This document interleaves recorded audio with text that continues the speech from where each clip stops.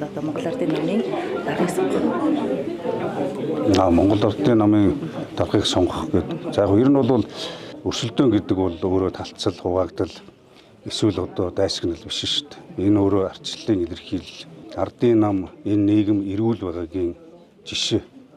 Тийм учраас бол энэ өрсөлдөөн дээр нэг тийм одоо эмзэглэх асуудал байхгүй. Энийг бол одоо хэвлэл мэдээллийн альбаас инсаац эсвэл одоо хууль хяналтын байгууллагын үйл ажиллагаа нэг бол хүндлэнгийн альва одоо янз янзын одоо бие бинийгээ харлуулсан үйл явдлаас ангид авч үзэж хамгийн түрүү нэгдүгээрт одоо энэ өрсөлдөгч өрсөлдөгч бай ойлголцол зөвшөлтслийг энэ одоо арга замаа нэгдүгээр тавих хэрэгтэй. Нөгөө талаараа бол альва зүйлийг бол эв зүүгээр намын дотоод дүрм журмынхаа хүрээнд шийдвэрлэх хэрэгтэй.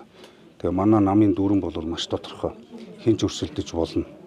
Гэхдээ хэн сонгохдгүй гэдэг бол ардын намын гишүүдийн олонх дээрээс нь намын дүрмээр шийдвэрлэх асуудал.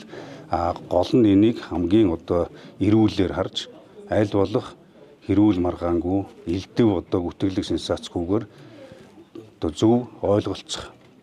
Дээрээс нь шаардлагатай бол мэтгэлцэх.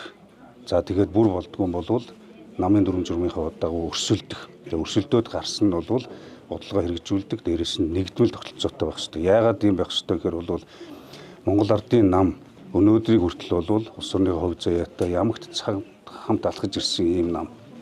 Аливаа цаг үеийн ээдрэтээс хорилтыг бол нэн тэргуунд ойлголцол зөвшөлтслөөр дээрээс нь эв зүүгээр тэгээд ажил хэрэгч ил тод зарчмаар шийдвэрлэж ирсэн ийм туршлагатай.